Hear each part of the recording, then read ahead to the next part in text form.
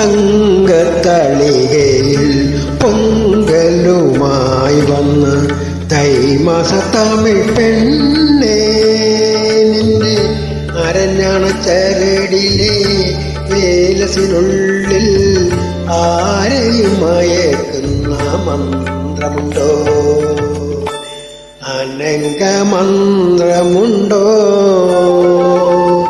തങ്കത്തളികയിൽ പൊങ്കലുമായി വന്ന തൈമാസ തമിഴ് പെണ്ണേ.